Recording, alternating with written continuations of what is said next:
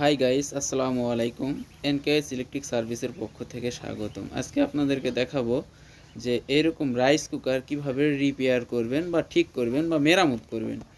তো এইরকম rice cooker ঠিক করার জন্য প্রথমে আমাদের যে সমস্যা হয়েছে তার জন্য আমাদেরকে চেক করে নিতে হবে। তো আমি এসি 220 ভোল্ট লাইনে দিয়ে দিলাম।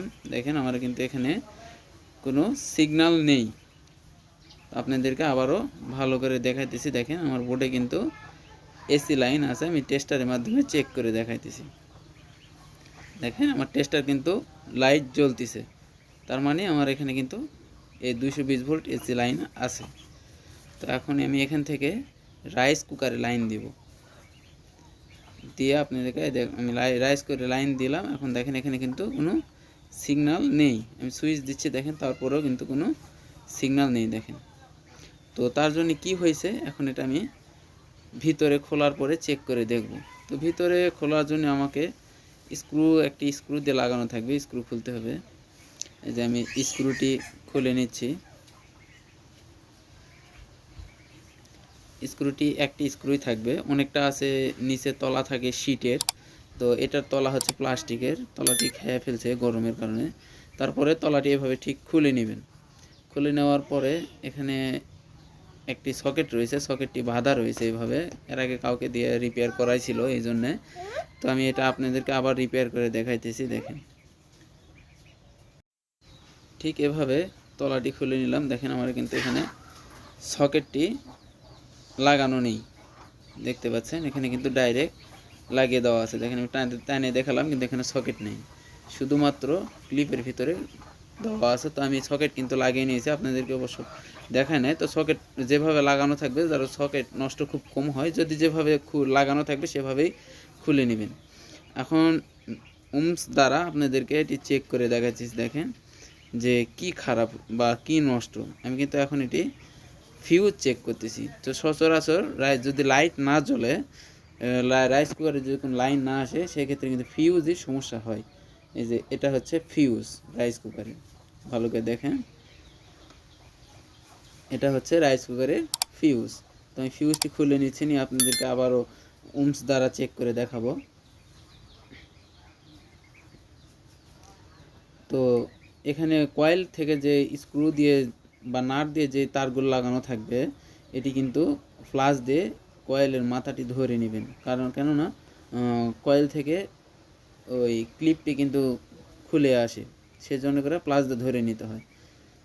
এটা কিন্তু দেখেন, এই যে এটি হচ্ছে ফিউজটি কিন্তু সকেট থেকে, এই সকেটের এখান থেকে লাগানো থাকবে, যেখান থেকে আমি খুললাম সেখান পর্যন্ত। তো আমি আজ আরেকটি নতুন ফিউজ নিয়েছি, আপনাকে চেক করে দেখালাম যে ফিউজের সমস্যা।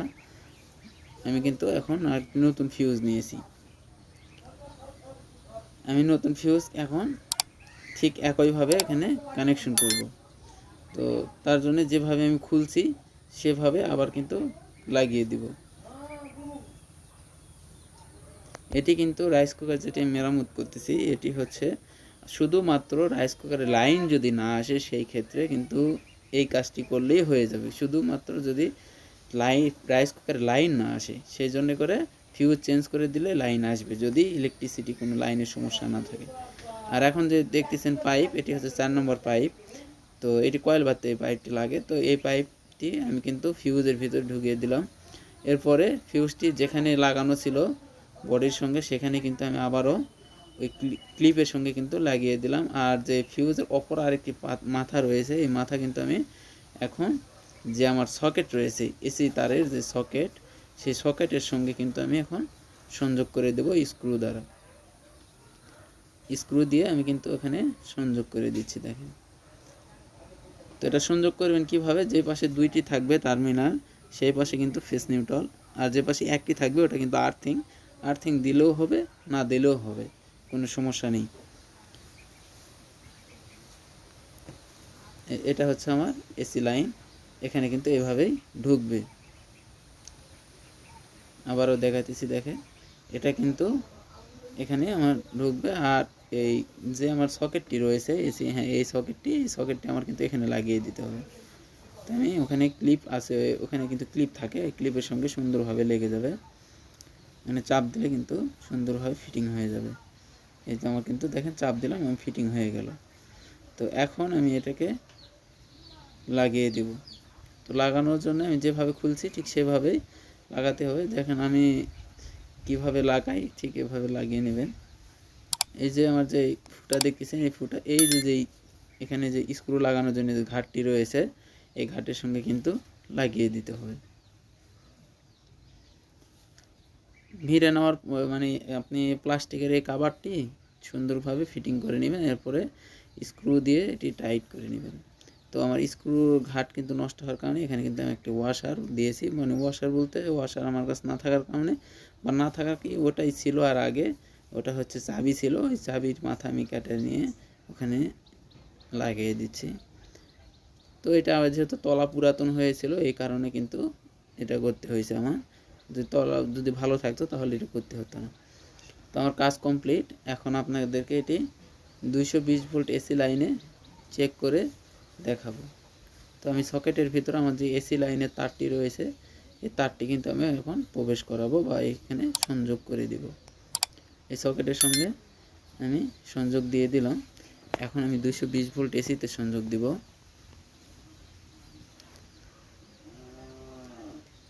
আমি এখন এই যে 220 ভোল্ট এসিতে সংযোগ দিয়ে দিলাম।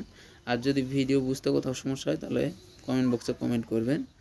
এই যে আমার কিন্তু এখানে লাইন চলে যাচ্ছে, এই যে আমাদের কিন্তু এখানে লাইন চলে যাচ্ছে। এখন কিন্তু এই যে আমি কিন্তু লাইক দিলে কুকে কিন্তু পার হচ্ছে, মানে আমার লাল সিগন্যালটা জ্বললে কিন্তু আমাদের রান্নার কাজটি শুরু হয়ে যাবে বা রাইস কুকার কিন্তু কয়েলটি গরম হওয়া শুরু হবে। তো আমি এখন এটি কয়েল গরম করে আপনাদেরকে দেখাতেছি। তার জন্য আমার যে ভিতরে ম্যাগনেট দেখতেছেন এই ম্যাগনেটে একটু চাপ দিতে হবে, সারা কিন্তু আমাদের সুইচ বসবে না, সুইচ কিন্তু আবার উঠে আসবে।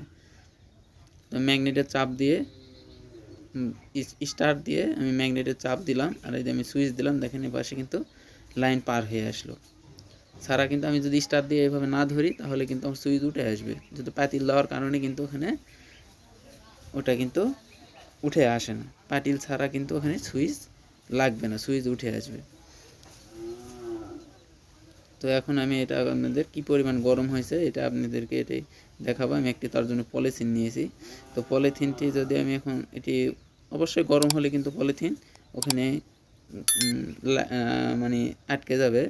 তো আমি দেখেন ওখানে গরম হয়েছে জন্য কিন্তু আমাদের পলিথিন কিন্তু ওখানে আটকে যাচ্ছে, তার জন্য প্রমাণ করে আপনাদেরকে দেখাইতেছি যে ঠিক হয়েছে। দেখছেন এই যে কিন্তু আমার কয়েলের সঙ্গে কিন্তু পলিথিন আটকিয়ে ধরলো, গরম না হলে কিন্তু ওইভাবে আটকে ধরতো না। তো বুঝতেই পারলেন এটি কীভাবে কাজ করা হয়, এটি সুইচ দিলে কিন্তু লাইন পার হবে। তো বুঝতেই পারলেন যে কিভাবে কাজ করতে হয়। যদি ভিডিও ভালো লাগে তাহলে একটি করে লাইক দেবেন, আমার চ্যানেল নতুন হয়ে থাকে চ্যানেল